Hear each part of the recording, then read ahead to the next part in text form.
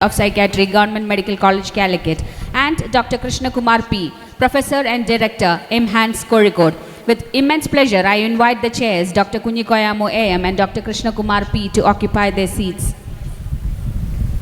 Let me now introduce to you our resource person for the day, Dr. Ellen Suman. She obtained her master's degree in psychology from Jnana Bharati Bangalore University and MPhil in medical and social psychology and PhD in clinical psychology from NIMHANS. Currently, she is a professor and head of the Department of Clinical Psychology, NIMHANS, Bangalore. At NIMHANS, she is a consultant for the Adult Psychiatric Unit and the Center for Addiction Medicine and has started Trauma Recovery Clinic in 2013 to provide psychosocial interventions to individuals suffering from psychosocial trauma and also to train counselors in trauma-informed care. This clinic is the first of its kind in India.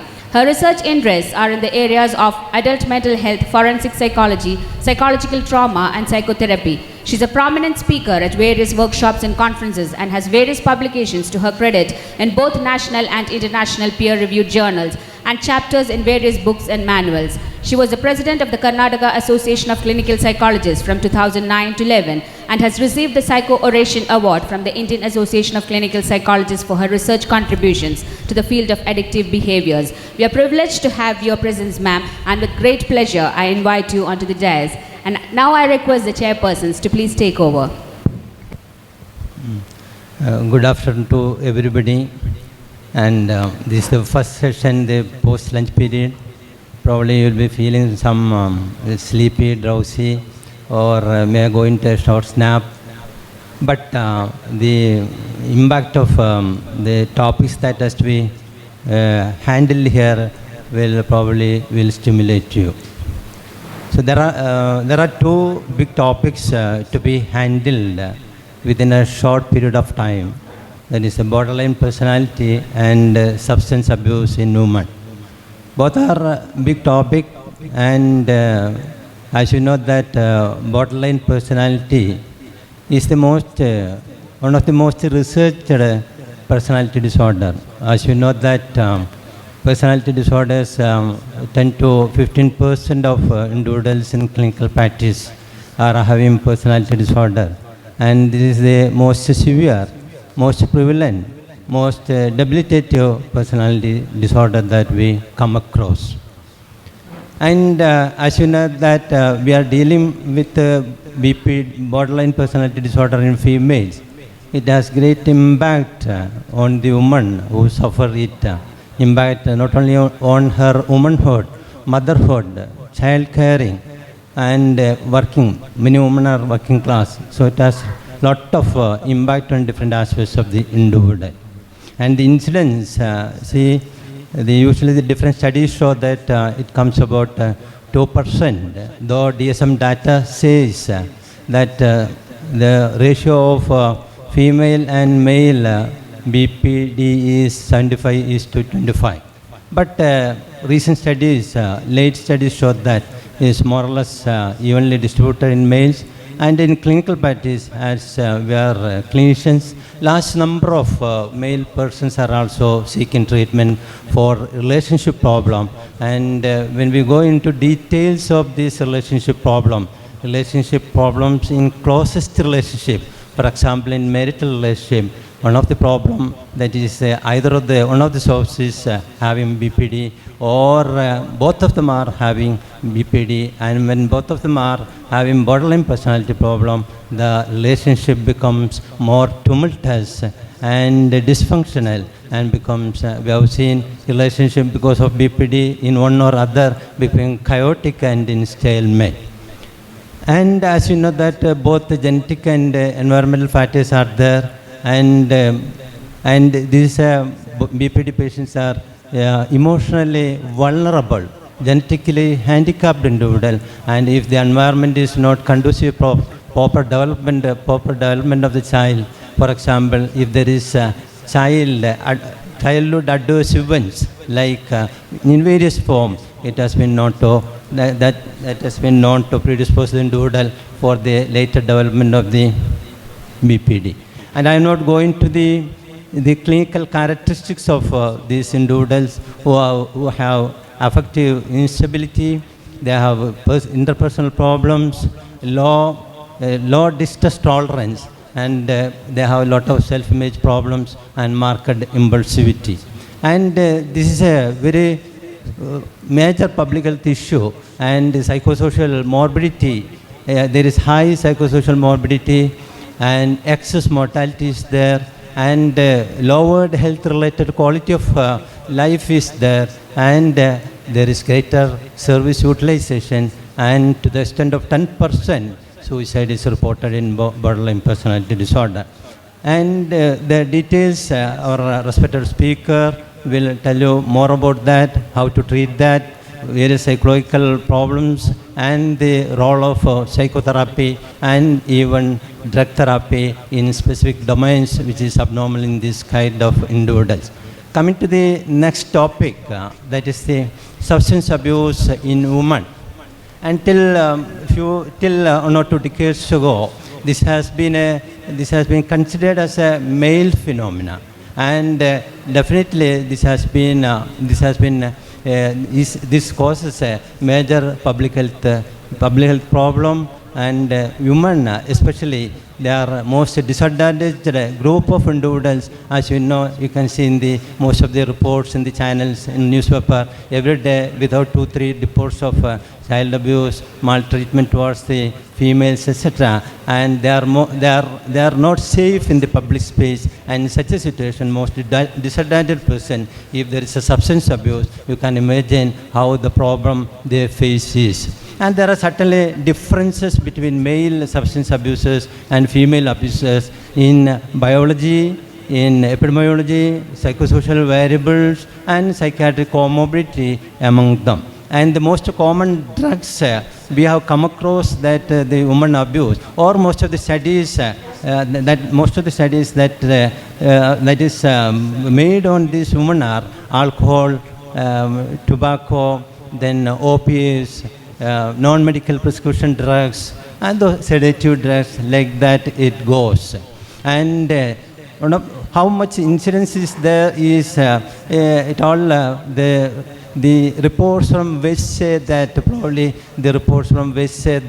the alcohol use in male and female, the early 80s reports say the alcohol use in male and female is 5:1. Male is 5, female is 1. And recent reports say it is 3:1. But there is a high drink in Western countries, USA, UK, Switzerland, Australia, etc. But in our place, it is probably markedly less. And one of the recent report by the National Drug Dependence Treatment Center from AIMS, which has studied the effects and pattern of use of drug abuse all over the India, across all states, across all union territories. They have visited more than 2 lakh households. They have interviewed more than 4.7 lakhs of people. They have come out with a report in February, which has been submitted to the Social Justice and Empowerment Ministry, where it says that the prevalence rate of alcohol in male is 27.3%, and women alcohol, that is 1.6%. And in women, there is another report, in women it was in 2005, the report says that it was 0.7%, and over the 10 to 15 years it has increased, but the increase is slow. But we expect much more rapid jump from these figures to higher, having we see the kind of social environment where we are living. We are expected that there will be exponential increase in the use of women alcoholics. So there is definitely the vulnerability to female. There are definite factors are there, and the treatment also. We have to consider different factors in the management of human substance abusers. There are a lot of barriers in treating women substance abusers, in the sense that it is not detected timely, it is not detected. Poor social support is there, victimization of the woman is there, and a lot of other variables are there, probably that will be mentioned. With this few words as an introduction to the two major topics, bipolar disorder and substance abuse, I invite our respected speaker, Dr. Suman, to deliver the address. Thank you. You want to? Post-lunch sessions are always challenging for the speaker. I don't think it is very challenging for the audience, because the audience can sit back and say it's post-lunch, you know. Don't blame me if I'm going to be drowsy and I'm not going to listen to you. So the onus is on the speaker to ensure that people are not only attentive, awake, but also involved. And the involvement has to be very cognitive. Otherwise, it's not going to be very useful. At the outset, I would like to thank the organizers for giving me this opportunity to come to Kerala, probably my second or third visit to this state. I was in two minds because of the academic calendar and the clinical calendar that we have. But then I thought CME is always worth it because you're addressing young minds and they are the future of the nation. Hopefully, there are a lot of young minds around. At the outset, let me tell you that one of my research interests is primarily women and mental health. Women and mental health is not a popular topic at all in India, right? Which is always a concern for me, although they make up a little less than 50% of the population. I deliberately said less than 50% of the population because we all know that many girl child don't even see the light of day. They don't survive. They are killed before they are born. So a little less than 50% of the world population, Indian population, which you can say is about 50 million in India, also have mental health issues. I am very grateful to the chairperson for highlighting that you cannot assume that the factors that lead to vulnerability in men is the same as those that lead to vulnerability in women. There are a lot of different factors. Although we know that it is a very neglected area for research, it is almost as if women are invisible, they are not really important, or the issues related to them are not important. That apart, the topic that I chose today, I thought would be more relevant for the contemporary clinician because I'm looking at the merging of borderline personality disorder and pathways to substance use disorders among women. So in what way personality vulnerability, especially borderline personality disorder, can be a factor for substance use disorders among women, not only worldwide, but in our setting also. Now, this is a very new research issue and something which is very relevant in EMHANS because over the last maybe 5 years, we are seeing more and more women with substance use disorders, and a new dedicated ward has been built for women with substance use disorders. So the focus is primarily on addiction and what borderline personality disorder means to a woman and how it can lead to substance use disorders. I was here for the previous session, so I'll probably skip a lot of the preliminary slides because you already have a good knowledge of what is borderline personality disorder, what is substance use disorder, and how the WHO is struggling to ensure that research grants are given and that something happens, especially in the developing countries where there's a dearth of human resources, whether you can make a difference to the people that you're supposed to serve. So this is very easy to read. You know, when you look at WHO definitions, you find that they are very easy to read. They talk of cognitive, affective, and relational aspects of mental life. Simple. You know, cognitively you're intact, your affective life is on track, and your relational issues are not problematic. That is what basically WHO refers to. So then it talks about how mental health is dependent on these three factors. And like it has already been pointed out that mental disorders result from biological, developmental, and psychosocial factors. The only difference here is how do women live in this particular world. The world can be multiple worlds. It can be the advanced first world, the second world, the third world, developing countries, poor nations. There can be cultural differences, economic differences, and so on. But gender is determined. So you have a woman in multiple kinds of settings.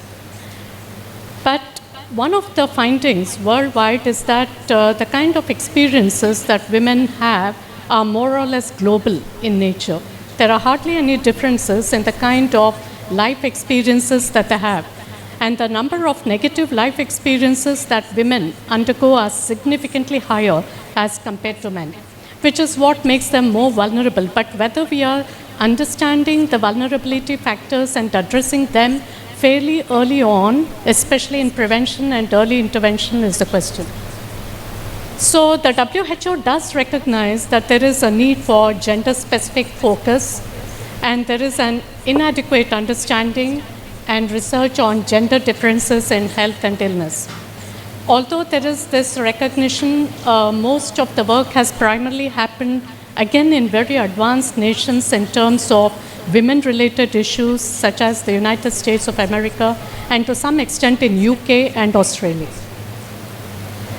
So again, there is a feeling that there is a gender bias in research, leading to a gender bias even in clinical services, because there is an assumption that the approach that you use for men and most of the treatment models and most of the theoretical basis of mental health conditions emerged in the late 19th and mid 20th century, when primarily the models were based on male patients and male clients. So there was an assumption that what you're talking about should also apply for women, whether you're talking about psychopathology or whether you're talking about intervention. There should be basically no difference, and what suits the man should suit the women. However, this was actually wrong, because there was very little research to kind of guide clinicians. So that needed to change, and there is also a neglect of social factors. I think in this context, when we talk about social factors, I would also blame clinical psychologists for not doing extensive research with social factors, because the clinical psychologist is trained to look at intra-psychic factor, intra-individual factors. It can be cognition, it can be emotion, it can be a whole lot of issues related to the self. So the self, everything is very intra-psychic, intra-individual. It looks less at the interpersonal, the external, the social, and the environmental. So things have to change if you have to make an impact. Now, why is it important? Why am I talking about interpersonal issues and social factors? Because the macro system critically impacts the individual, and we have to be aware of that. You can't wish away culture, society, family, and so on. You can't say that, oh, I can't do anything. This is a dysfunctional family. So there are protective factors, which I'm sure all of you know about, which I think I will skip. But again, like you see these points, they appear very simple. But if you look at each one of them, and they are all actually research areas. It's a huge area of research. When you talk about positive parent-child subsystem, it's an area of research. How do you know that it's a positive relationship? Have you done research? Have you looked at the bond? Have you looked at attachment patterns? Have you looked at reinforcing patterns? Have you looked at trust? Have you looked at betrayal? Have you looked at gratitude, affection, love? So every statement that is put over here is basically a field for research. Again, parental role models, emotionally stable parents, adequate parental monitoring and supervision, which can be very challenging for developing countries, because both the mother and the father will be away working for the daily bread, possibly. So you may have very poor parental monitoring and supervision. The most important thing is substance use in the family, which can be a vulnerability factor, as well as substance using peers. So again, if you have secure relationships with non-substance using peers, it is going to be one of the protective factors. And of course, social support. Now, if you look at some of the risk factors, you will find that the risk factors for women are extremely high as compared to men, because men are to a large extent protected by society. And even where you have matriarchal or matrilineal sort of societies, you find that the protection for women is significantly diminished. So the heightened vulnerability for women is actually a global phenomenon. So negative life events unique to their gender, some of which were mentioned in the last session. Interpersonal conflicts, because they are relational in nature. It is the woman who actually leads the family, nurtures the family, looks after the family. So they're actually in a relational bond with everyone. You're the one who is interacting with, let us say, the maid or the shopkeeper or your in-laws, your spouse, your children, everything. So interpersonal conflicts are bound to be higher if you're a woman. Events and difficulties characterized by loss and humiliation are felt more by women, especially where humiliation is involved.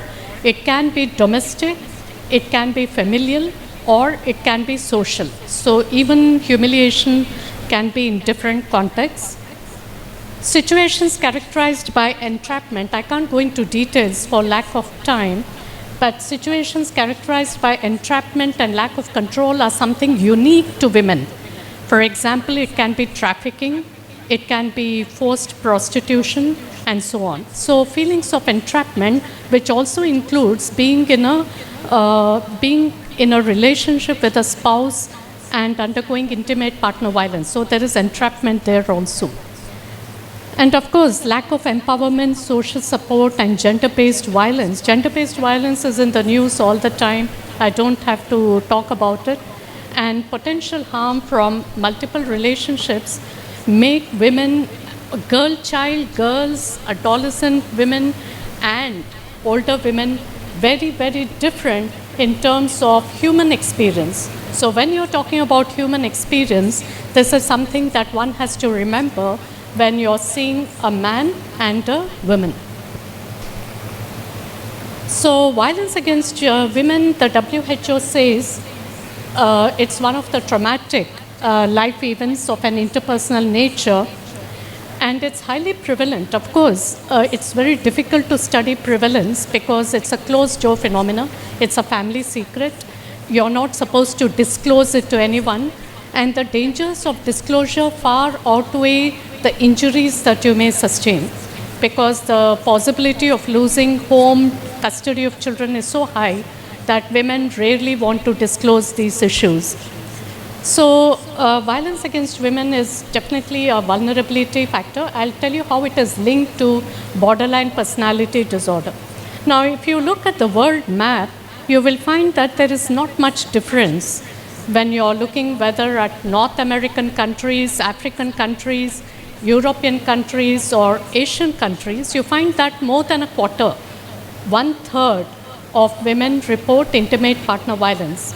India is a little higher. It is more than 1/3, almost 40%. So we come to the issue of psychological trauma, but because that is what we were talking about in the last sentence in the previous slide, that interpersonal trauma affects women much more. So SAMHSA has defined very recently psychological trauma. As you can see, most of the work is very recent. It is at the end of the 20th century and beginning of the 21st century that people are kind of giving a lot of importance to what's happening to the women. So they are no longer asking what's wrong with you, but they are asking what happened to you to make you like this. So basically, trauma results from an external event. The event is always external, but gets internalized very quickly, and it affects the individual very, very strongly. It affects cognition, it affects emotions, behavior, thoughts, and so on. The only difference from what I have to emphasize here is that it is not stress. We are not talking about routine stress that people talk about. That is not psychological trauma. Psychological trauma is an experience which is out of the ordinary. It can be single, it can be multiple, it can be continuous, like we call it complex trauma. So they evoke intense distress, terror, and horror. So again, you find that the emotions or the labels that we use to describe trauma are different from what you describe psychological conditions, where you might say the patient is experiencing anxiety or depression. So here the adjectives or emotions will be terror, it will be horror, and so on. So you can imagine the kind of life that the individual has to lead. Now, traumatic events can happen to anyone, anytime, anywhere, but again, gender makes a difference. And trauma reactions are generally considered normal reactions to abnormal events as long as they come back to the normal state within the prescribed 3 to 6 months. Otherwise, all of you know that it can lead to PTSD. Now, the reason why I stated all these facts from WHO and SAMHSA is because these are the factors that they say are responsible or they are pathways to substance abuse among women.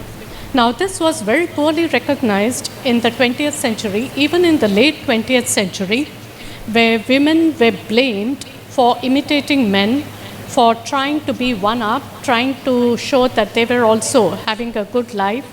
It was assumed that women were using alcohol and drugs to enjoy themselves, to go out with friends and so on. So basically the model of explanation for substance use was very similar to what was being used to describe substance use in men. And that continued for a very long time. So SAMHSA in 21st century, at the end of the first decade of 21st century, found that women often reported stress, negative affect and relationship issues that precipitated initial use. So it was not enjoyment, it was not fun, it was not recreation, it was not to show men that they were also equal.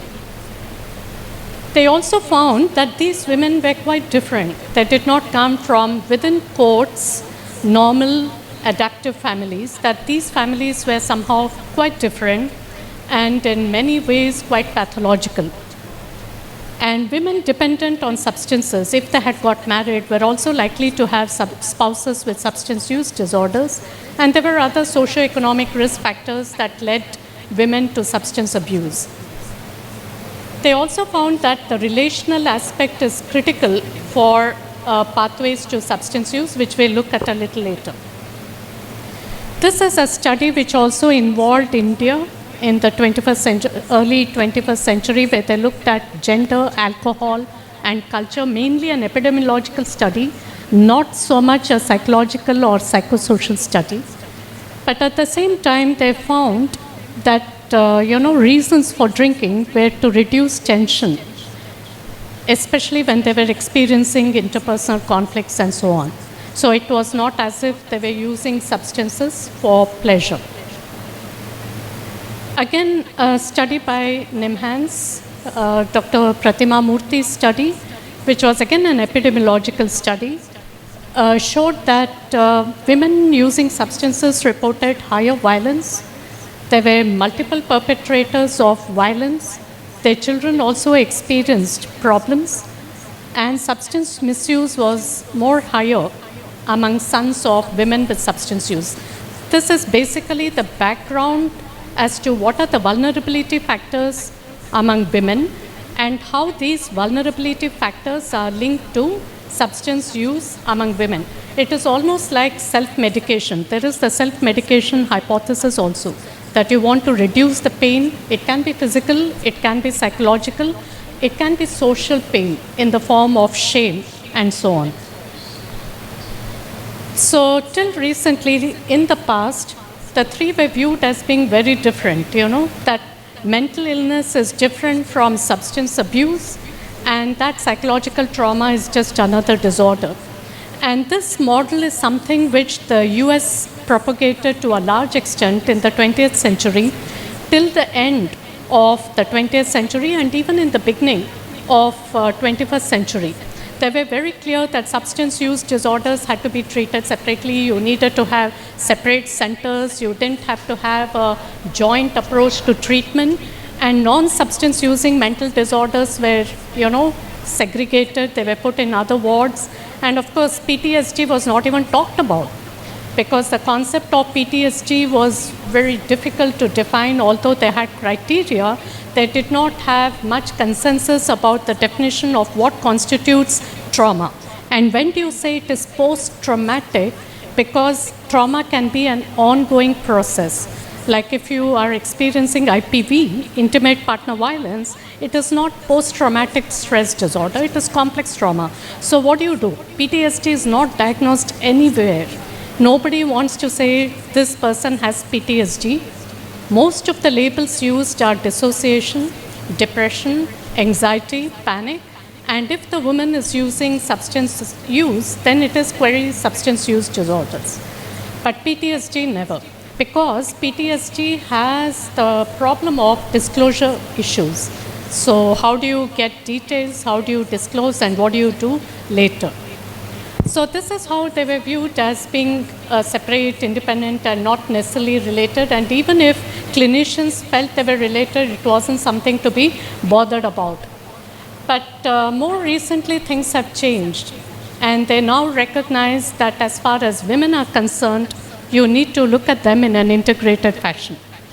You have to recognize that there are post-traumatic mental health disorders such as dissociation, which is why now dissociation and trauma are talked about in the same breath, and even journals have integrated them, like you have the Journal of Trauma and Dissociation. And they now recognize that this probably has a link with alcohol use disorders and other substance use disorders among women, and traumatic stress is in some way linked to both of them. So this is the issue of dual diagnosis. I'm sure all of you have heard about this problem that you face when you're working in the field of addictions, or even if you're working in the field of mental health. You will always have a population where patients have a dual diagnosis of mental illness and substance use disorder, or a personality disorder and a substance use disorder. It can be anything. So here, when you talk about women, the most common comorbid conditions are depression, anxiety disorders, PTSD, borderline personality disorder, and eating disorders, which has been reported more in the West and less in our population. I'm saying less because in terms of prevalence it is less, but we definitely get women with substance use disorders with eating disorders, but they are very few in number. So our interest is basically looking at borderline personality disorder and how it affects basically the pathways to substance abuse. Now this is the model of intervention, because in very busy clinics, they are not sure what to do. So they focus either only on the mental illness. There are priority issues, of course. So if you have a patient with schizophrenia and alcohol use disorders, you'll be treating schizophrenia anyway first, so that he gets some insight into his other problem and so on. Whereas there are some clinicians who would rather focus on addiction first and then move on. But then again, it's a clinical decision. You have to recognize which has to get priority. This I will skip because just in the last session, I think a lot of incidence and prevalence was talked about in terms of borderline personality disorder and the fact that it is higher among women. About 10% in the general population, but definitely higher among those with psychiatric disorders. About 10% among outpatients, 20% among psychiatric inpatients, almost half of all diagnosed personality disorders. So BPD is characterized by affective instability. We know that behavioral instability and unstable relationships. So what happens is there are developmental trajectories that lead to the vulnerability of BPD, which in relation to the kind of dominant symptoms that you can see here, can build or have a pathway to substance use disorders among women. So this relationship has to be recognized. So Trull's article is one of the major review articles which has been carried out recently, and one of our studies is also part of the review. that he has carried out related to borderline personality disorder and substance use disorders among women. And he has basically, after the review, highlighted the fact that BPD and substance use disorders co-occur frequently, regardless of whether you're seeing BPD cases or whether you're seeing substance use disorder cases, if they are women. That is the most important thing. And studies have found that personality traits of affective instability and impulsivity are central to both borderline personality disorder and substance use disorders. So again, the pathway is very similar. And BPD is diagnosed at higher rates among women in the general clinical population and among women with substance use disorders. It is almost 40 to 50% among women with substance use disorders. Some studies have reported it to be higher than 50%, but that's a very small number, probably from Latin America, Europe, and so on. But most of the studies show that the incidence of BPD and substance use going together is about 30 to 40, 45%. The pathways is something that is given here, family pathology, which can be very, very significant in a person's life because that's the upbringing. So you already know that the upbringing of this person is going to be very different from the upbringing of somebody from a fairly normal, nurturing family. They experience more adversities and trauma. You must have heard of ACEs, Adverse Childhood Experiences, which is a major area of research. So ACEs is far higher if you're born in such dysfunctional families. And when you experience a significant number of ACEs over your developmental period, the chances of developing personality, maladaptive personality traits is significantly higher. I'm deliberately saying maladaptive personality traits because it's an ongoing process. You can unlearn some of them, and as a young adult, you can still come out of it unscathed. But there is definitely a small minority which develop a personality disorder if the maladaptive personality traits are not kind of, flexible enough to be changed to adaptive kinds of behaviors. So affective instability, anger dysregulation are higher in people who have experienced ACEs. So ACEs, there is a list of ACEs that you can look up. And this actually is considered to be an important pathway for borderline personality disorder. And that actually is a universal finding from almost research studies from all over the world, that patients with borderline personality disorder have a different kind of family, a different kind of upbringing, a different kind of vulnerability that manifests in late adolescence and young adulthood. Now, if that is so, very often they use substances to regulate anger, to numb the pain, to decrease loneliness, to overcome interpersonal problems, relational issues. A lot of impulsivity is also linked to substance use disorders. And family pathology also leads to poor role models and poor coping, which we know can be a significant risk factor for substance use, especially if it is available. So the fact that it is available, it is affordable, it is accessible, it is not too stigmatized. Of course, most women in India are closet drinkers. They don't reveal that they are drinking or they are using drugs, so it's usually a secret. It's not as if they're going to go into a pub, although they do, because I come from the pub capital of India. So there the culture is different. But I'm talking about the ordinary middle class, lower class patient that come to our hospital. So it's very different. So you find that poor role models and poor coping can lead to substance abuse.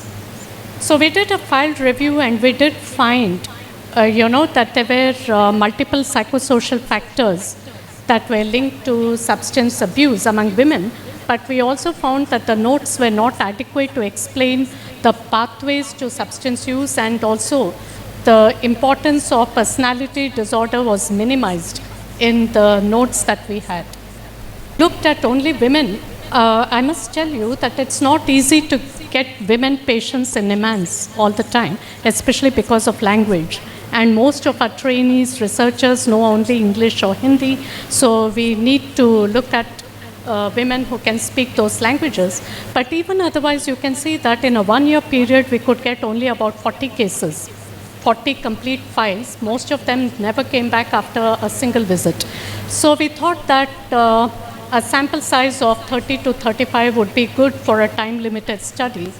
And we looked only at alcohol use disorders, and we found a very, very high incidence of adverse childhood experiences, parental alcoholism, and family dysfunction, which till recently were not considered to be, important factors in terms of substance use. Low self-esteem was the consequence, negative emotionality, maladaptive coping, leading to alcohol abuse. Most of the women were young adults between 25 and 40. And we found that borderline personality disorder was present in about 17% of the cases, which you may think is not very high, but this is only alcohol dependence. And in alcohol dependence, usually borderline personality disorder does not manifest very highly. This is a more recent study where we increased the sample size to include women with substance use disorder. Again, the prominent finding was the number of adverse childhood experiences. I don't have time to go into the details, but some of the adverse childhood experiences included incest, included severe neglect, it included corporal punishment. It was very, very pathological in many of the cases. There was invariably family substance use disorders, family dysfunction, leading again to similar findings of negative affect, low distress tolerance, a feeling of helplessness, a feeling. Low self-efficacy refers to the fact that you don't think you can bring about any change, that you don't feel empowered, that it's a hopeless situation, you feel helpless, you don't feel confident of bringing about change. So there was low self-efficacy, and one of the things was early onset substance abuse was linked to all this. The number of adverse childhood experiences, family substance use disorders, family dysfunction. The higher these three factors, the earlier the onset of substance use. If these factors were significantly lesser, we found that onset of substance use was much delayed. Very often the relational problems were more to do with marriage and other issues rather than family of origin. So when you're dealing with women, it's extremely important to segregate family of origin issues with family of orientation, because the problems can be very different. Although I have to remind you that family of origin issues were very, very pathological in this population, and it also had a bearing on the family of orientation that the women already had. So it was mentioned that we also need to look at what kind of therapy can be offered. I'm sure all of you know about cognitive behavior therapy. Can be used for substance use disorders as well as borderline personality disorders. And these are the principles.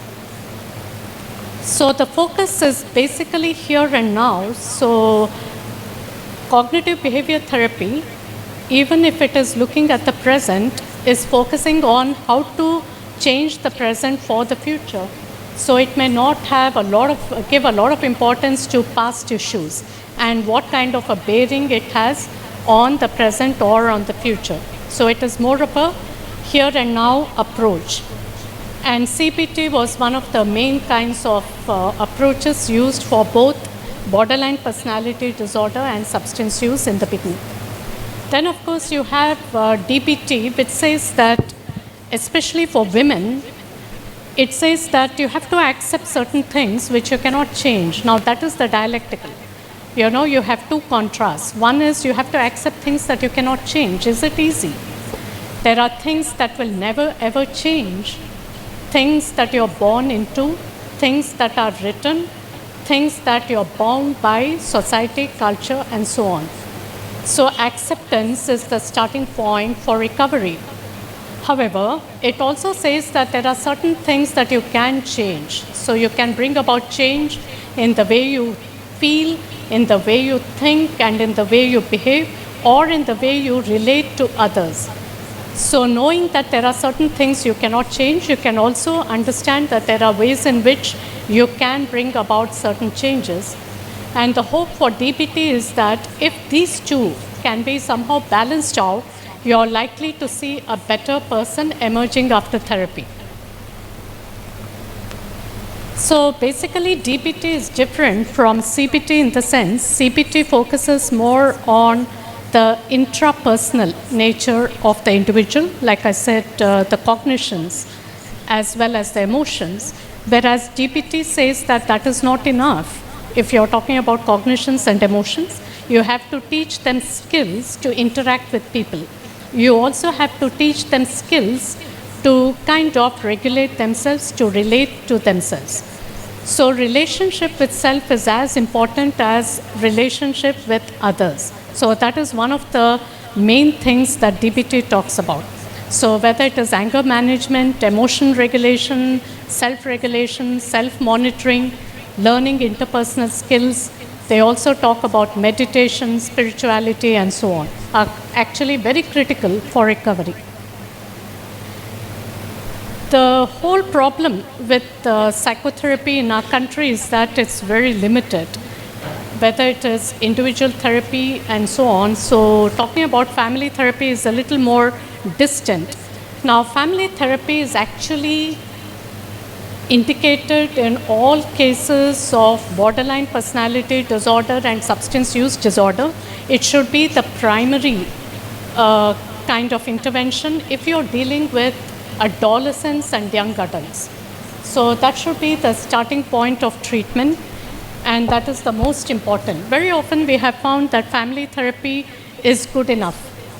You may not have to do anything else, especially if dependence has not set in and it is in the form of use and abuse. But even if dependence has set in, family therapy has to be initiated if you want any other whether it is pharmacotherapy or individual psychotherapy to work. Basically, the therapy focus in family therapy are these three, which is basically about family dysfunction. I won't go into the details. Before initiating family therapy, usually brief individual therapy is carried out for the patient, where self-regulation skills, setting life goals, and motivation to achieve goals is taken care of, and they are prepared for family therapy. Otherwise, they are not going to engage in talking to the parent because they already come from dysfunctional families. So they don't want the same family atmosphere to be created in the therapy session. So they are going to run away. So you need to prepare them for joint sessions. So in the family sessions, the focus is on parental attachment. This is a huge problem. Parental attachment is such a big problem that we thought it was something unique to the West. But we are finding it more and more in India that even to get the parent to come for the session is so difficult, even when the adolescent or the young adult is an inpatient. So they give excuses. They say, we are busy, we don't have time. Do you need so many sessions? Do you need 30 minutes? Can't it be done quickly? Or one parent comes, the other parent doesn't come. It's a huge challenge. Basically, it's a good learning experience because you look at the dysfunction, you look at the pathology, you look at the lack of engagement, and you know that there is very poor attachment. Parental nurturance is a huge issue. You have two sides. You have the overindulgent parents and you have the neglect. Both are problematic.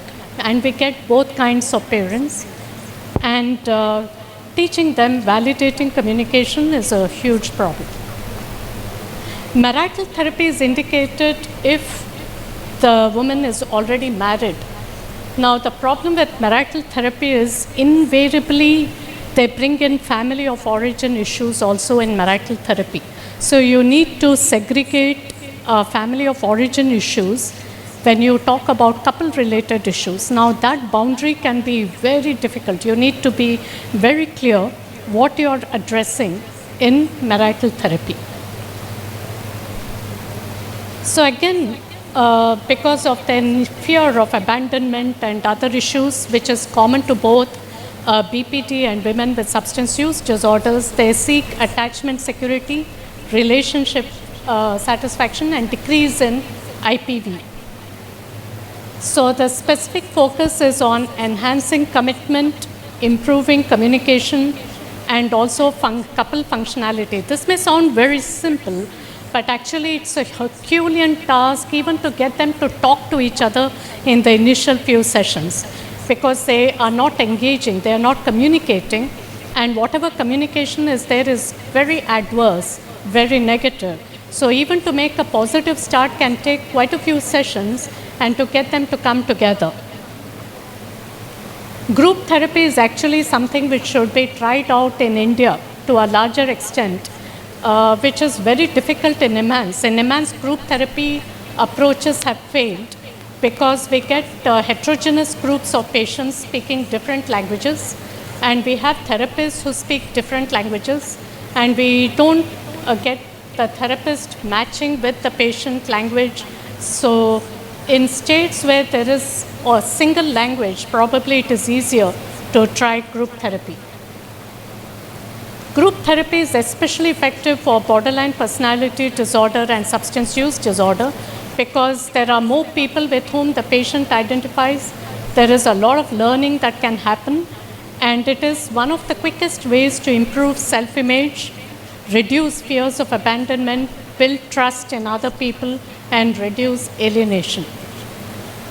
So group therapy is considered to be a huge advantage in also saving time and having several therapeutic factors which are listed here. And you should read articles by Yalom to appreciate group psychotherapy.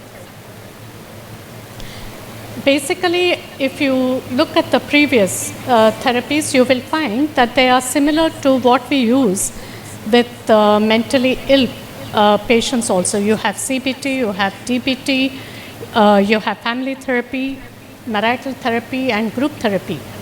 This was considered to be insufficient for women with trauma, personality disorders, and borderline personality disorder and substance use disorder. So you have more recent approaches which have kind of expanded the number of techniques. They are called integrated approaches. And some of the most popular ones are given here, which we can always try out and see whether it really improves the outcome either in terms of BPD or in terms of substance use disorders. One is Seeking Safety by Najavid's very, very popular program, helping women recover by Covington, Addiction Trauma Recovery Integration, also called Atrium. But these are very long sessions. You require dedicated trained clinicians. You require patients to agree to the approach, the techniques, the goals. So as you can see, most of them are integrated using multiple principles and approaches. But they are all evidence-based practices according to SAMHSA.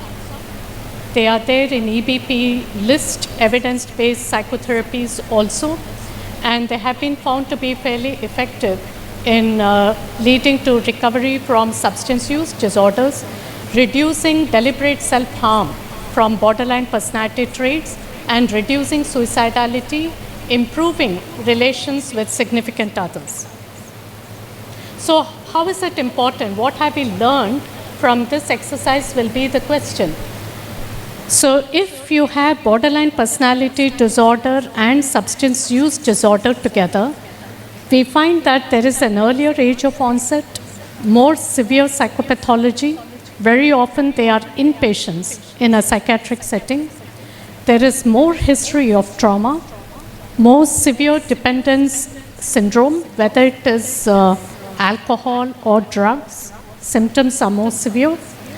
There is more polysubstance abuse. Recent articles refer to new onsets of substance use. For example, you're treating a woman with alcohol use disorders and tobacco use, and then after 6 months you find that she has started using cannabis. So that is a new onset. So new onsets of substance use, increased suicidal behavior, poorer treatment adherence. This is again something we found in EMANS. Shorter periods of abstinence, more frequent relapse, more frequent treatment dropout, poor long-term prognosis, less availability of long-term psychotherapy, whether it's short-term, long-term, availability, affordability, accessibility are all problems when you're talking about psychotherapy. But without psychotherapy, it's going to be very, very inadequate in terms of intervention. You can't expect a full, complete recovery in terms of all spheres of life. So it is not just harm reduction from substance use or symptom reduction. You have to ensure that the global functioning of the individual has improved, and for that, psychotherapy is going to be critically necessary. In order to overcome treatment barriers, I think it was briefly mentioned in the last session that e-health has become important at the turn of the century, at the end of the 20th century. E-health referring to electronic gadgets that are available, technology that is available to address patient needs. So if the woman can't come, why don't you give a call? Why don't you send an SMS? Why don't you use Skype and so on? Okay, so the concept of e-health has changed to m-health. WHO has very good publications on m-health for substance use disorders, which one can go through. So these are basically used to overcome barriers in psychotherapy as well as follow-up of patients after intervention. So it has a theoretical basis in bringing about behavioral change, and also the delivery, whether it is a single-time delivery or continuous and so on, can be ensured. So m-health is going to be critically important in monitoring and supervision. So these are basically some of the conclusions. It has been a very rapid-fire session, I think. It's a very complex area also. Can't give a lot of examples. But what I usually find is that screening itself is so poor, so pathetic in our country that we don't even know what we are looking at. So it has to start with screening. I sometimes feel that clinicians are also afraid of screening and asking certain questions. So you can't avoid, your screening has to be excellent. So screening for personality problems and substance use disorders, whether in the medical setting or in the mental health setting, is very important when you're talking to women. Because a lot of my physician friends tell me that they don't even ask women about smoking, alcohol, and it's only when they develop physical ailments that they come to know that my patient has been smoking for years, my drinking for years, I never knew it. It is also important to check for ACEs and substance use disorders among other family members, because you need to take them into treatment, and not the patient alone is not going to benefit from treatment. Assessment, of course, how do you know it's borderline personality disorder? Do you know if the woman has borderline intelligence? Does she have other comorbid conditions? Is she being exploited? Is she a victim of multiple problems? So you need psychological assessment in various domains. It can be trauma, it can be emotions, personality, interpersonal, and diagnostic issues. Again, I can't give too many examples, but some examples may have kind of opened the door to thinking about this population. Interventions, rightly said, include CBT, DBT, the classic beginning therapy for substance use disorders and personality disorders. We have to start using group and family formats to be more impactful, more effective. Trauma-informed care, like we saw about integrated approaches for substance use disorders and personality disorders, are going to be the norm. You can't escape it. The only problem is having the right number of clinicians, having dedicated clinicians, therapy being accessible, affordable, and possible for even very poor patients. So that should be the norm for the nation if we want to see that the increase in substance use disorders is reduced among women in India. Thank you. Madam has elaborated how women from a vulnerable group for developing mental health disorders, the social, family, biological aspects of mental health disorders in women, and also the concept of post-traumatic mental health disorder in women. Anybody who has read today's Madhurabhumi front page will know how social milieu has changed and the social aspects causing stress in women. And also the relationship between substance use disorder and borderline personality disorder. From my experience, I feel that usually we say healthy childhood, healthy family means healthy childhood, and healthy child means healthy adult. So we see lot of adolescents with interpersonal relationship problems, rapid changes in the mood, repeated episodes of deliberate self-harm, and substance abuse. Both girls and boys. Maybe substance abuse is less in adolescent girls. But when the child present with these type of problems, usually we don't think of borderline personality disorder. But I feel most of these children, there is chance of developing borderline personality disorder in adult life.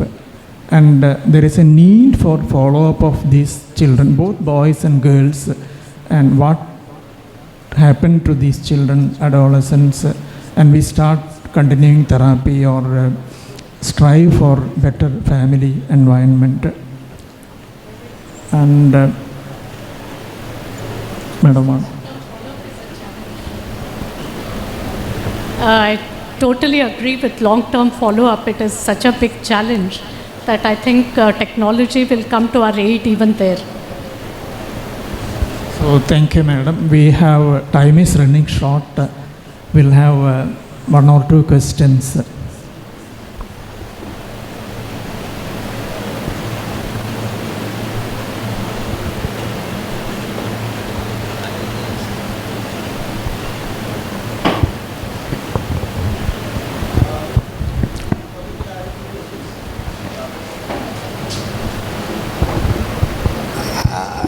Now, have you got a separate unit to manage your PDs in NIMHANS? That's the first question. Second question is like, I don't know whether I can ask you being a psychologist, but then don't you think there's some role for drugs, medications in the management? Especially we know that some of the SSRIs are very good for impulse control, and these people are known. Age-old description of Gunderson and Grinker says that they have micropsychotic episodes and you might need some medications at that short period to manage that. Actually, the first question, whether we have a separate unit for personality disorders, there was a separate clinic for personality disorders started by Dr. Partha Chowdhury in the 90s. But then he left for the UK and then the clinic closed. But then it did not have much support because all adult psychiatry units get personality disorders and the numbers are quite high.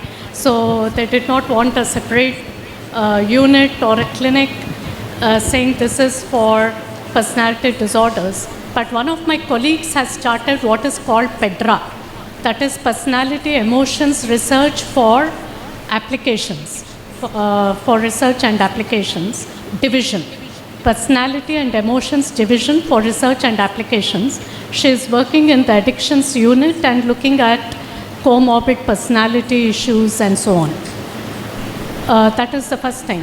Whatever I presented is actually complementary to pharmacotherapy, which is what I kept talking about, you know. But then what one needs to understand is, because we also follow the policy of harm reduction rather than total abstinence, which may not be the goal always for substance use disorders, harm reduction has to be important. Pharmacotherapy is the starting point anyway. That goes without question. But BPD sometimes, if they are young, late adolescent and young adult, they don't start pharmacotherapy immediately. They try to start with family therapy and then move on to pharmacotherapy if the symptoms are very acute, or if DSH is very severe, the threat of suicidality is very high and impulsivity is very high. Then medication is the first option. There is absolutely no other thought behind it. But if it is not very severe, they still try. If it is a young adolescent or a late adolescence and young adult, family therapy is the first choice with medication being add on. For young adults, primarily it is medication with other therapies being add on. So it depends on the clinical picture, the severity of the symptoms, the age of the patient, and so on. But definitely for substance use disorders, it is pharmacotherapy. You have to have de-addiction, and then only start therapy. There's no other choice. I rightly agree with Professor Mohan Chandran. We are seeing a large number of BPD patients in our clinical practice. And this BPD, that's a disorder which affects the closest relationship, that is the husband and wife in marital relationship. And there is a scope for adjuvant pharmacotherapy in BPD, where focus of therapy is in cognitive perceptual and as well as affective dysregulation and impulsive behavior. So whenever there is a vulnerability trait, symptom crisis, simple talk, we spend a lot of time with this kind of patients. And there is a combination of this kind of intervention, psychological, psychosocial interventions plus a brief period or sometimes even little longer period of drugs also combined together. The result is excellent. And many of these borderline personality disorder, after consistent treatment, has been known to, they recover from that problem and they are not qualified for the BPD criteria after some time. That is also there. Another question is that the pathway to substance abuse is very complex and multifactorial. Is it only what is the percentage of BPD in substance abuse? See, empty number of reasons are there apart from personality disorder, like socio-cultural factors, psychological factors, genetic, other various social and other issues are there. And what is the percentage of BPD in substance abuse? And we don't get enough number of patients to study this kind of problem. Even such a great institution, only somewhere around 40 plus or nearly 40% have been taken treatment, and many of them have not turned back for follow-up. So what is your opinion why they have not followed up? And is BPD is the only cause for substance abuse? For what percentage of BPD patients are seen in substance use in women? So basically, as far as women are concerned, we see about 40 to 50% of women with substance use disorders having BPD. But vice versa doesn't happen automatically even at NIMHANS. So if you have a patient with borderline personality disorder, it is possible that you're not asking about substance use disorders. And the problem with BPD and substance use disorder is that you have to remember, you have to look at pre-morbid personality. Now, diagnosing BPD itself is not easy, it's very tricky. So you have to be very careful that consequences of substance use and the behavioral changes are not being labeled as pre-morbid borderline personality. Madam, extremely thorough and excellent illuminative speech you have made, and for myself and my co-chairperson and for the mental health authorities, I profusely thank you for your excellent presentation. Thank you very much for your illustrative and very excellent presentation. Thank you, Madam. As a token of our gratitude, we would like to present a memento to our resource persons and chairs. I request Dr. Sadashivan, former senior consultant at GMHC, to present the memento to Dr. Ellen Suman.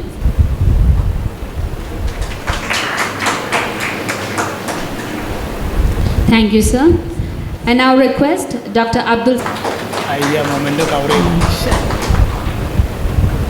Sir, memento. Thank you, sir. I also request you to present a memento to Dr. Krishna Kumar P.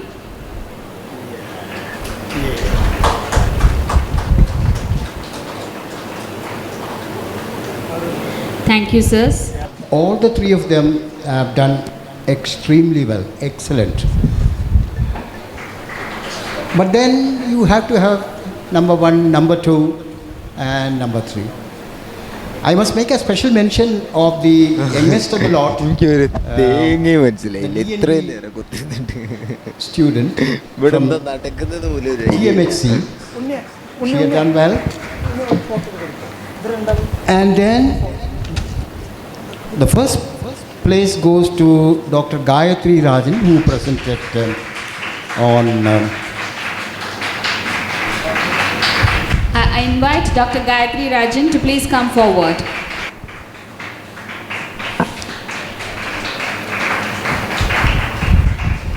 the second place goes to Dr. Fabina on hypothyroidism.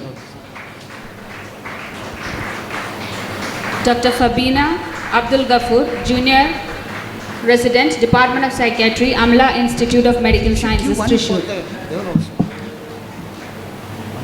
Third places.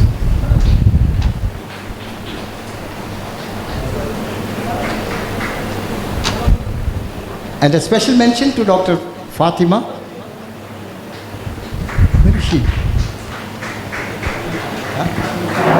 Fatima and the 3 of them. Give them a big hand. And I must congratulate Dr. Shivadasan and Rameshan and others for organizing such a wonderful thing in such a short time. To describe Dr. Prabhavati is as a psychiatrist with a passion for patients, especially women and children, and as a teacher with passion for students, for anyone who is interested in psych. She had also worked with GMHC for several years and continues to associate with GMHC on academic and administrative levels. She is an experienced clinician and an academician and has various publications to her credit. We are pleased to have you here with us, ma'am, and I invite you onto the dais.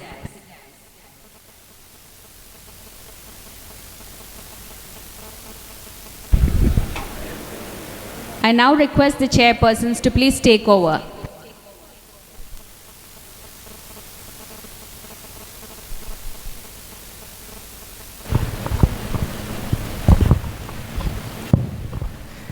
Good afternoon. This is the last session of our CME, but it is a very important topic about especially child abuse and child maltreatment. It is very important as women mental health, and in the last topic we heard that adverse childhood events in female children leads to substance abuse. And not only substance abuse, it also leads to all other psychiatric problems, including personality disorder, anxiety disorder, post-traumatic stress disorder. Even after the implementation of POCSO Act, the number of abuse, especially sexual abuse, are increasing in our country. I am great privileged for chairing this session because my respected teacher and professor and HOD of Medical College Kozhikode, who is very interested in child psychiatry and very good teacher also. So over to me. Good afternoon to all of you, my respected seniors and dear friends. If you don't mind, you can come forward and sleep quietly. I won't disturb you, not sir, students.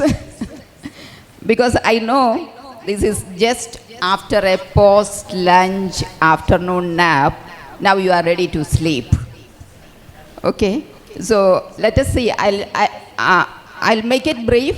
I think I won't present all the slides because this is the last session. But for every program, there should be a last session. Why this topic? Before that, my congratulations to the organizers and each and everyone in this institute for launching such a delicious academic feast. Congratulations. At the outset, I thank you, especially the organizers, for giving me this chance to have an interaction with you all. Topic, of course, they suggested, I accepted, because you know it's a burning issue. And definitely, who's interested in what's happening around might be every day going through these type of incidents. Is it the reports are quite high nowadays, or the incidents are high? There is no statistics to differentiate these two. but still we can keep in mind that something fishy is going on in our society. What it is? Dear friends and the respected seniors, I would like to take you for a ride just to have a glance at this during my presentation. I'll try my best not to put you to sleep. How to anticipate and prevent, because that's the most important issue in any problem. How to recognize and take care.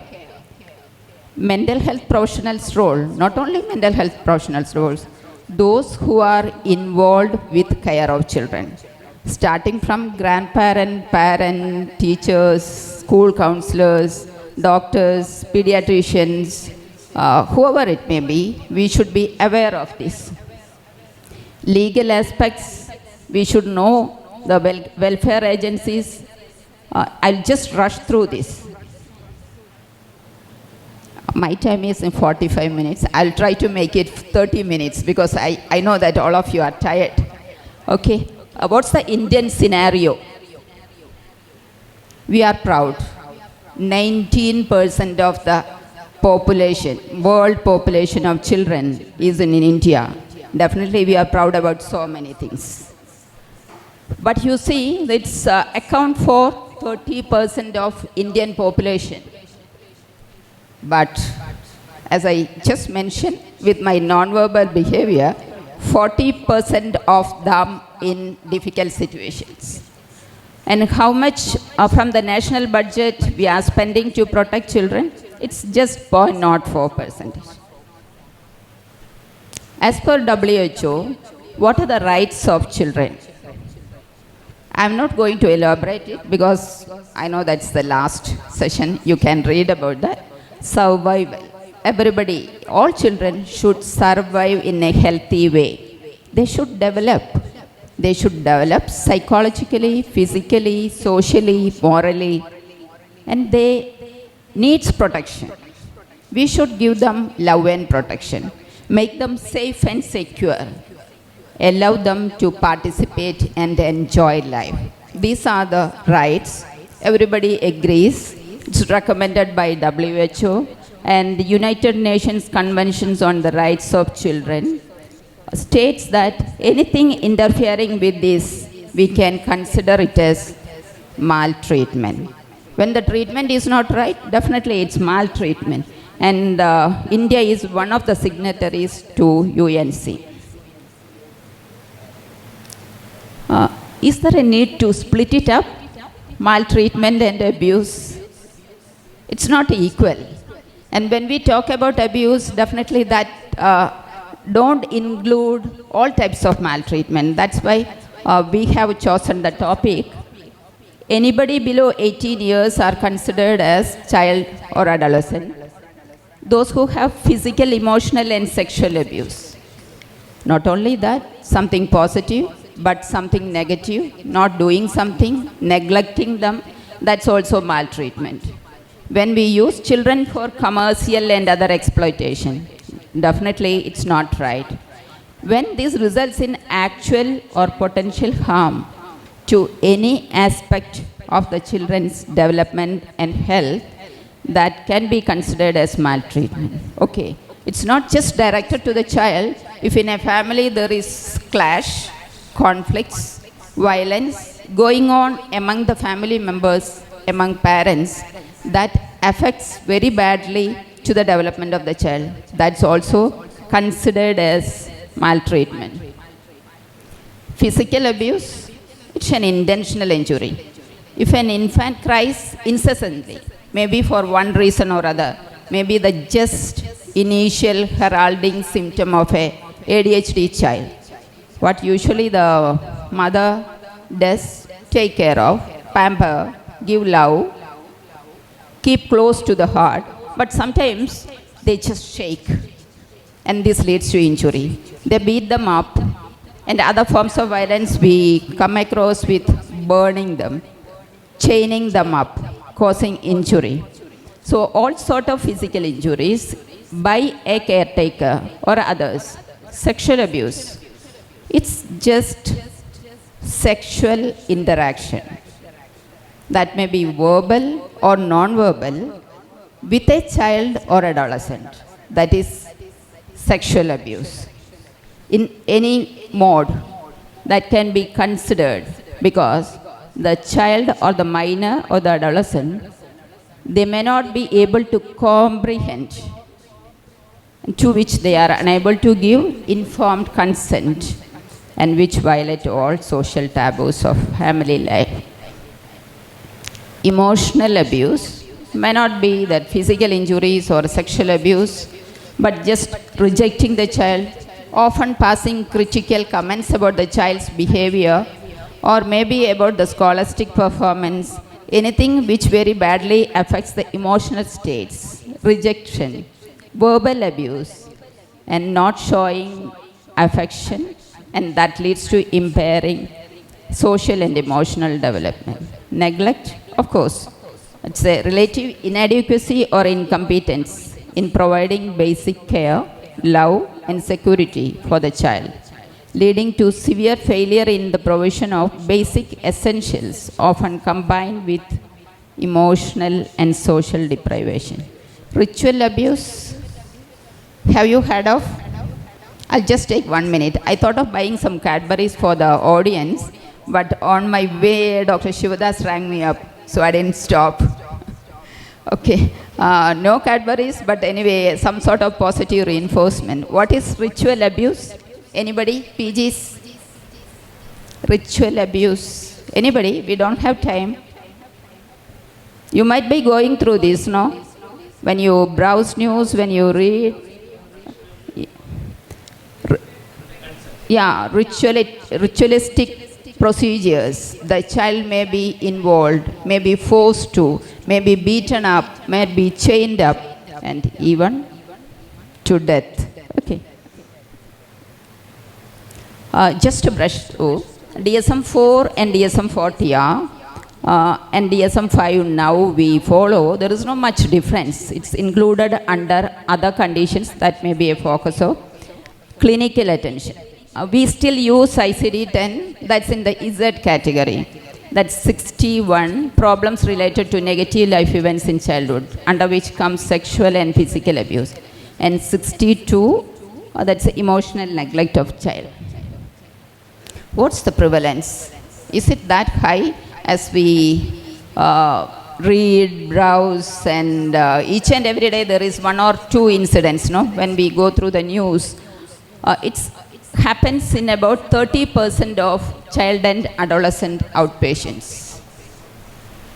And if you consider psychiatric inpatients, whether they are child, adolescent, or adults, about 55% of them report child abuse, either presently or in the past.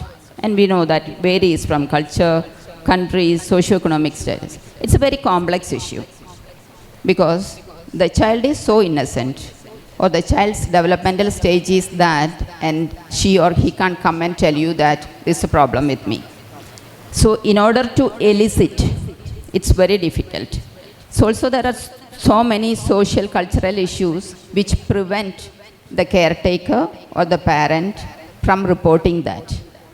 And of course, research, as in any other field, that depends on the genuineness of the methodology, how you define, what you study, who conduct the study, and how. And often this is not the exact figure which we get from the victim parents or caregivers. And WHO states that 12 of every 1,000 children undergoes one or other type of abuse. And the adults, about quarter of them, report history of abuse in the past. This figure varies, that's why I just quoted that. 1 in 5, that's 20%, that amounting to 50% of females in some studies. And in male, 13, but 30% is also reported. When we deal with a problem, definitely something should alert you. When you see a child in the child guidance clinic, maybe 4 years or 14 years, something atypical in the presentation, may strike you may not be the typical presentation as that in a child of that age. So it's better you have in your pro forma question regarding abuse. May not be written down somewhere, but keep it in mind. Of course, as we do in case of mobile use nowadays. Previously, we used to use alcohol, nicotine, everything. When you complete the history, I have a patient who's having round circles around the eyes. Each and every time he comes and asks me, "Madam, how is it? Am I looking better or not?" So the first session, I thought what he is suffering from. No depressive features, no anxiety features. Of course, the second session, I asked, "How much time you sit with your mobile?" He said, "Just 7 hours per day." Okay. So we are making some contract and bringing this time down, and the dark circles are becoming less darker nowadays. So risk factors that should alert you to ask the question or keep in mind, or to wait for the appropriate time to ask about abuse. Toddlers, definitely, because they don't know to say no or yes or to disclose. Adolescents, of course, you know, there are so many changes physically, mentally, and they may be in a crisis. Sometimes they don't know what to do or not. They may experiment, they may reach in bad companies, may be abused. Of course, when you elicit the history, starting from antenatal, whether it was a planned pregnancy or not, or unwanted, and failing to fulfill parents' expectations, that may be quite high regarding the scholastic, maybe regarding the discipline, maybe about the extracurricular activities. Then our special children. Infants, it's a very high risk factor. Those who have persistent crying. And any abnormal physical features, maybe even a squint, maybe a limp, or maybe the sixth finger. And of course, these children will be teased or bullied by others, especially even among siblings and the parents too. What in parent make us to think that their children may be abused? They may give you a history of difficult bonding soon after birth, maybe due to some physical problem, maybe due to mental disorders like we know postpartum mood disorders, depression, it's very common. Or is the mother having the personality like taking care of herself, more somatizing, maybe after LSES she may be concerned with the pain, not touching the child, lying down. So difficult bonding, not nurturing the child. Madam said just before my talk, a history of maltreatment when they were child, in their childhood, poor awareness of child development. They should know at what age the child should stand up. So if the child is 9, 10 months not standing up, they may be pushing them, prompting them, and sometimes injuring them. Substance use in pregnancy and unrealistic expectations about the child, and especially those who are involved in criminal acts. There may be a lot of stressors sometimes in the family, because especially we know that this is more commonly seen in a lower class, and the financial strain is one of the biggest stressors which make them at risk. Relationships with the child as well as the family members, conflicts, pathological relationships, traumatic relationships. Family members' mental or physical health, their frustration, their mood changes may be getting reflected on the child. Violence in family, breakdowns, which is a very common thing in our nowadays in our society. The rates are coming up, the divorce rates, single parent families, isolation and lack of support from the society. In certain communities, there is a lot of risk to the child. So what are these factors? In communities where there is gender discrimination, in many of the communities, cultures, there may be an inclination towards the male boy, male sex, and male children, but not liking the female children. And this itself will lead to clashes, injuries, abuse, lack of adequate housing or support, unemployment and poverty, easy availability of substances. And the government policies, if it is inadequate, and if the programs are not run smoothly or effectively, and if there is more and more pornographic prostitution and child labor in that particular society, definitely the prevalence will be high. And we know that we are thankful to the media people when we come to know that, okay, this is happening there or not. But you just go through the news and find out sometimes, I'm not blaming anybody, I don't know anybody is here from media, not blaming anybody, but sometimes this violence will be glorified the way in which they narrate and picturize. And you know what happened? Sometimes those who are having the tendency and those who know the law, but they know that no, nothing is happening. Those who have read newspaper or browsed the news nowadays, you might have understood that rapes, many of them are just neglected. Not even the FIR is not launched and the trial is not going on. So they think that no, nothing will happen even if I do that. And communities who encourage corporal punishment, this is a vulnerable group, special vulnerable situation. Child labor. Anybody from the postgraduates, is there any acts in India to modulate this, prohibit child labor? Anybody, you can just hands up. There is an act in India which prohibits and regulates, and those below 14, they are not supposed to be employed. Child trafficking, there is yet another act which came to force in 1958. And you know, missing and runaways children, they will be in a very vulnerable situation. They may be just lying down in the bus stops, railway stations, underneath the bridges, where it's the beautiful places for the antisocial elements to abuse them. And those who get addicted, and it's also homeless children and child marriage. Anybody knows about Child Marriage Act? Anybody? I don't know whether you could follow me or...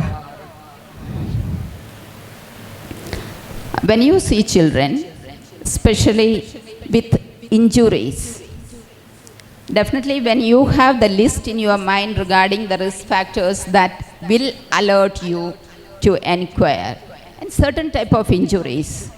And you may wonder why this child is brought to you with after 1 week and even the wound starts healing. You may ask the question, what you have been doing at home with your child has an injury. So that may give you a clue regarding it could be an abuse. And they may give an incompatible history. For example, the parent may tell you that the child was inside the house, we were not there, the child might have fell down and sustained injury. But the sites or the parts of the body in which the injury is there, that, especially being a doctor, you know that usually that doesn't occur as a self-sustained injury. It's by somebody else. So implausible or incompatible history. And parents often blame others, including other children. Okay, they were playing. That's how it happened. And especially when the child's health status is poor and nutrition is poor, personal hygiene is not as we expect in such a family, that definitely should give you some hint regarding this problem. And the child's behavior may arouse suspicion.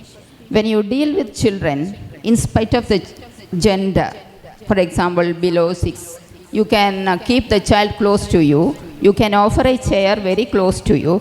But these children who are abused by the adults, they may not be ready to accept the solace from you. They may not be finding it comfortable with you sometimes. They may be fearful, docile, distrustful, guarded. In spite of your effort to be friendly with the child may be moving away from you. And often they present with disruptive, aggressive behavior, even social withdrawal. Just 1 month back, we had an adolescent in our ward. She was apparently all right till 3 months back. Her temperament was okay, well behaved.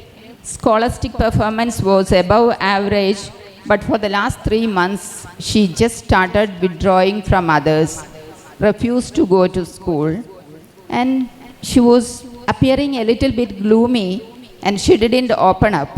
But at a point, just after 2 to 3 months, she disclosed to her mother that she was raped or sexually abused by a neighbor. And the child later on told us that she was scared to disclose. She said if she discloses this, the parents may accuse her or they may commit suicide because they may perceive it in such a way. So often these behavioral changes are not uncommon. They may be wary of physical contact, not comforted by adults, and they may be scanning the surroundings. They may be vigilant as if they anticipate some sort of danger. And when you just complete your assessment, then you say bye to the child. Usually the child will be happy to be with the parents, but they may not be. These type of children, they may be just hesitant to go with them. They present with mood changes. May not be just sadness. Sometimes they may be just angry, irritable, throwing tantrums, assaulting others, abusive. And sometimes they may be getting attached to people where the adults feel or the family feels that it's not a secure attachment pattern. And the peer relationship often gets disturbed. And scholastic performance may get deteriorate, and other features, especially anxiety, depression, and dissociative symptoms, depending on what type of culture the child is reared up, and PTSD occur. Sometimes conduct disorder or ADHD may be one of the risk factors for abuse as such, because the child may be fidgety, restless, oppositional, defiant. This may lead to abuse, or the conduct problems may start after the abuse. And of course, we know that these children often present with somatic complaints, which we can't account by some physical disorder itself. When we listen to the history, we know that it's not something physical, and there is no need even to do a physical examination, but we do that. So that type of somatic complaint should alert you. Again, sexual abuse, of course, social cultural factors, breakdown of the incest taboo, and in the family, substance use, especially in our state, alcoholism, overcrowding, increased physical proximity with the child. When the infrastructure is such that sometimes the adult may be sleeping with the little children also. So there is more chance to get sexually abused when the parents are suffering from the disorder. Often we get order from the court just for a mental condition report of a offender or a perpetrator. And many of the times we find that some of them, not all, are suffering from some of the psychiatric disorders. And it's the statistics, about 7,200 minors are raped in India per year. They may present with physical symptoms. They may report nightmares and flashbacks, somatic complaints, and disturbances in sexual behaviors which were not present before the abuse. And some special complaints may alert you, like enuresis, which is of recent onset. It's not a primary enuresis. Encopresis, anal and vaginal itching, and change in the eating pattern, headache, and stomachache. frequent abuse often leads to more and more problems, poor prognosis, especially when support is poor. We know that those who commit the act usually are not strangers, maybe in the same family, maybe the father, stepfather, brother, or even between mother and son. And usually, in case of strangers, there may be different phases. They get acquainted with the child, and they may be interacting, luring the child, attracting the child, offering them something, and then keeping a relationship, and later on sexually advancing and threatening the child, asking them to keep it a secret and don't to disclose this, and they too make the child suppress the act as such. Extrafamilial, I have already told you, and there is something called a solo sex ring. There may be one offender and so many children who gets affected. This I told you, about 30% are relatives, 60% friends of family, babysitters and neighbors, and 10% strangers. Once you have to evaluate, definitely it's a question in front of us. Whether there is a question from the court or the legal side or the forensic side, and whether we have to document it in such a fashion that this should be presented to the court. That means the forensic evaluation. Definitely, the data collection and preservation is important, whether it's in the hard copy or soft copy. But even in therapeutic setup, when you come across with a history of abuse, don't think that it's just for treatment. You have to anticipate medico-legal implications. So documentation is as important as evaluation and treatment. And we do the evaluation looking for any diagnosis. And of course, in children, we know they may be able to cope up with when they have enough strengths as a child as such in the past. How do they cope up with stressors? And their weaknesses we have to take care of.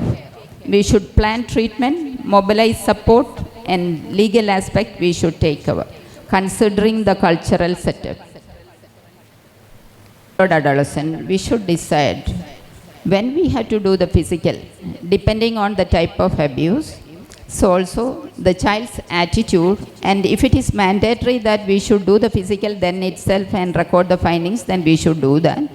Sometimes the child may not be cooperative. In that way, it's better you be friendly with the child and start doing your psychological evaluation and simultaneously do the physical examination.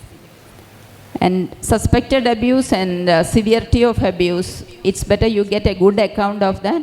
It's important the child's age and gender and other psychological manifestations. Sometimes this may be more difficult than interview with a child because they usually always wants to deny what happened. A child, you can take him into confidence and sometimes he may disclose, but when an adult decides that not to disclose, it's the toughest part in our evaluation. They may refuse the history and they may even reluctant to cooperate. So in those cases, always it's better we look for, search for and get collateral information, especially from school counselors, teachers. It's better. Whatever may be the problem with the child, it's better you always get a school report.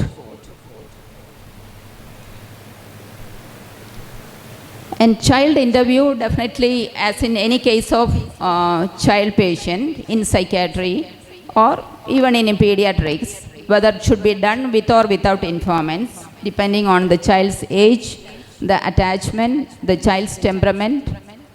We use semi-structured and structured formats, and always it's better you be friendly if you can, depending on the child's age. If you can play with the child, even in the play, they may disclose something in a very indirect way, which will definitely give you the hint that he was abused. And of course, in play therapy, we offer them play material. We ask them to draw or point out the body parts. So they get a chance to disclose. Psychometry, it's not that difficult. If you could establish rapport with the child, especially projective tests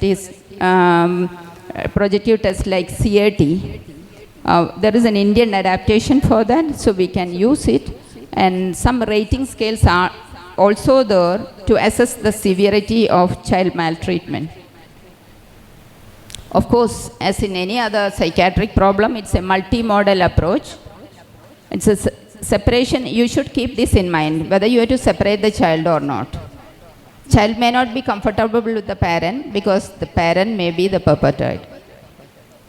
So whether to send the child with the parent back home, you have to decide. And we have welfare agencies. If you have a doubt, it's better you inform them. They will come and meet them and find out whether the child should be separated or not.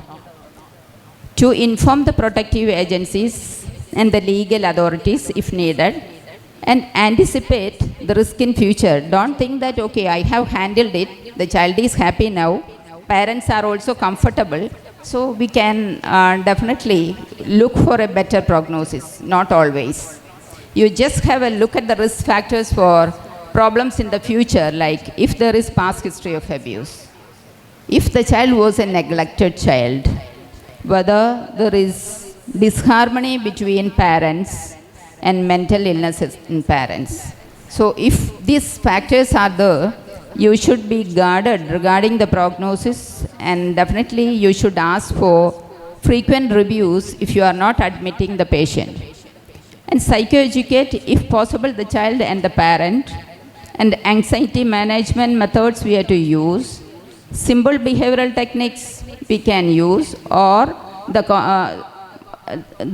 depending on the child's thought development or the age, we can adapt to other behavioral techniques where the child should have an understanding about the technique. That depends on the child's age and the development.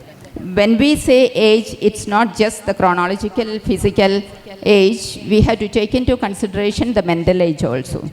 CBT with older children may be possible, and specific treatment including medicines depending on the diagnosis. Parents, what we can do? You have to prime them a lot, and just to win them first. Educate them very clearly regarding the consequences if they don't act or act. Support them. Don't be critical or judgmental. They need support, nothing more than that. And assess them individually. Sometimes we have to do an individual psychiatric assessment for each parent. They may tell you that they don't have any problem. They don't feel bad. They are not discomfortable, or they don't have any symptoms. But if you give enough time and space for privacy, definitely they may come up. And don't be in a hurry to see them together. Give them a chance to sit separate and talk to you. They will definitely come up with, depending on your attitude. That means not only the verbal, non-verbal attitude. And community and legal support should be provided. So we have some constitutional safeguards to protect children. And almost all I have already mentioned, and POCSO Act. Anybody who's not sleeping, can you tell me in which year this came into force? POCSO? Yes? 12. Can you just tell me the full term of POCSO?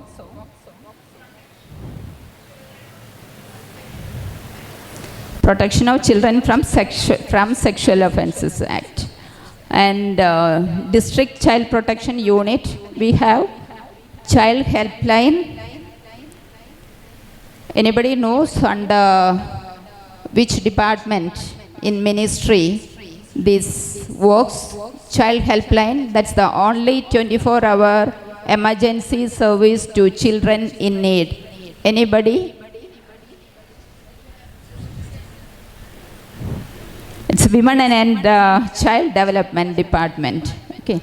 And there are integrated protection strategies in India to take care of children.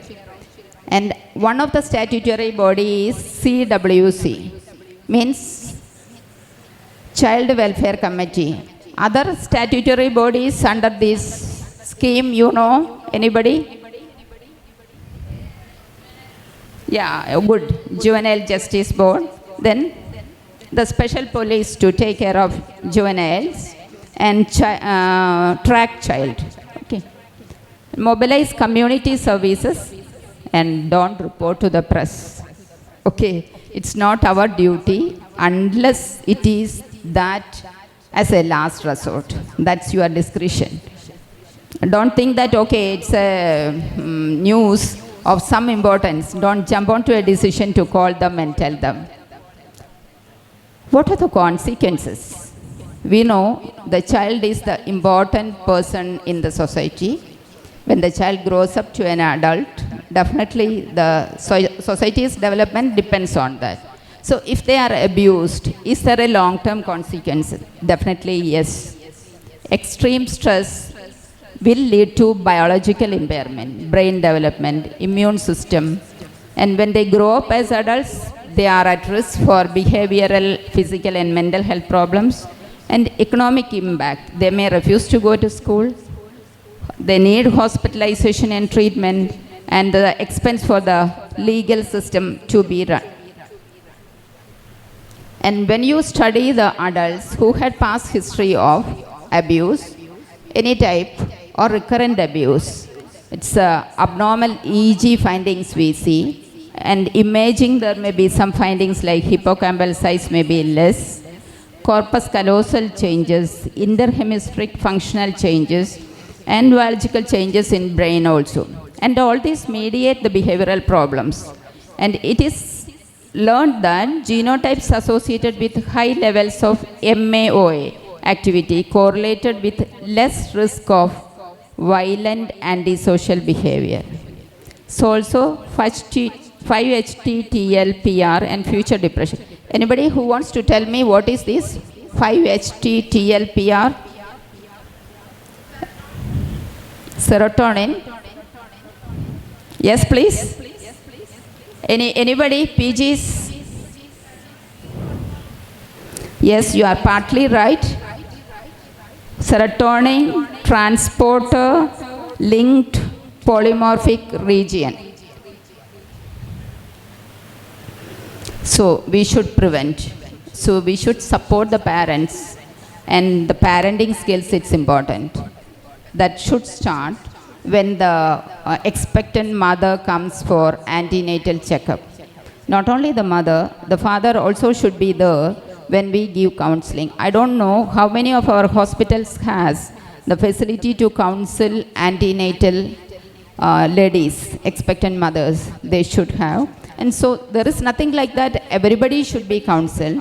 You can just screen them once, find out who are at risk to have this or who doesn't have the parental skills.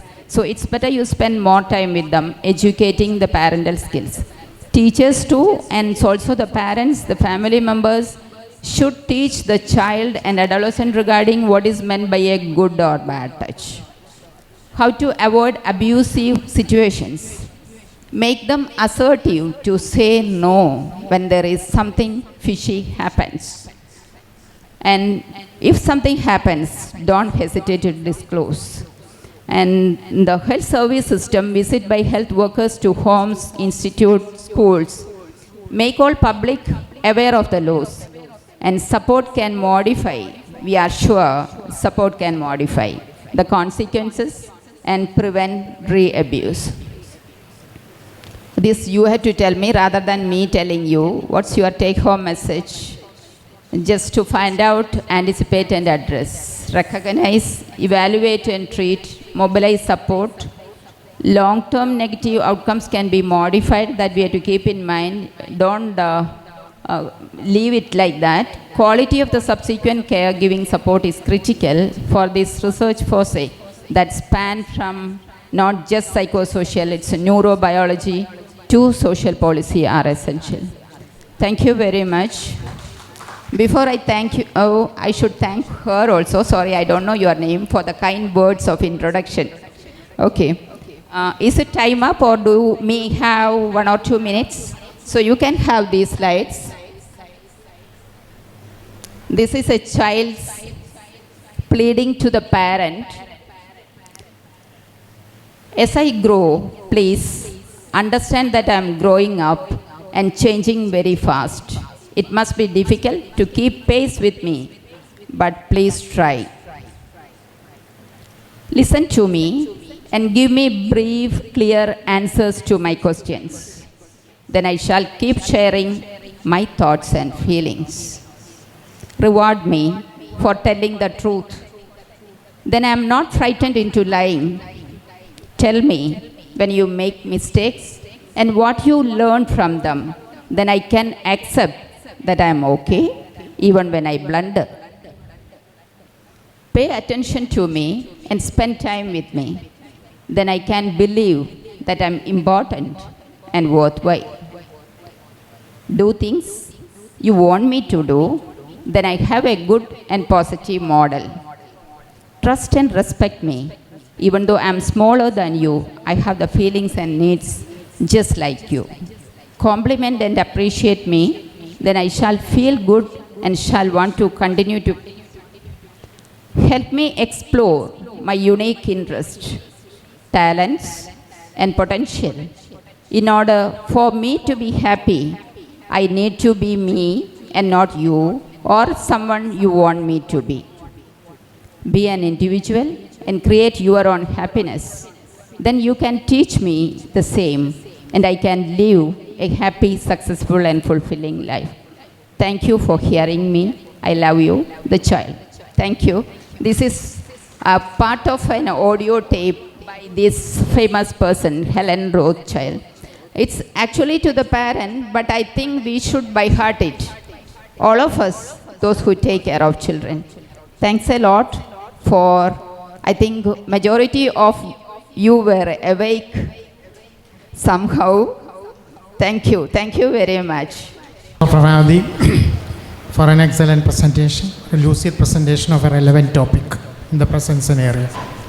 As we are running short of the time, we will go directly to the next part of the session. The session is open to queries and comments.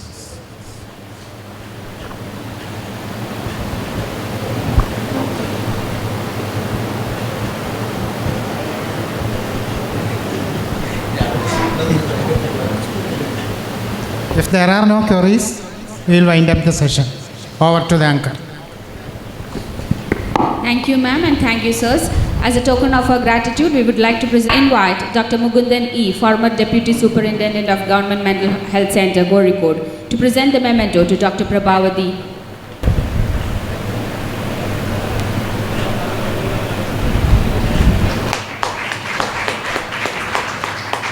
Thank you, sir. I now invite Dr. Anuradha T.C., Administrative Medical Officer, Taluk Hospital, Tamarasheri, to present the memento to our chairs.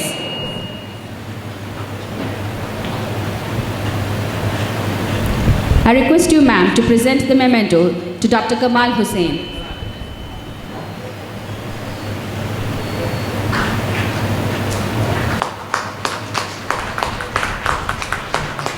I also request you to present the memento to Dr. Abdul Razak.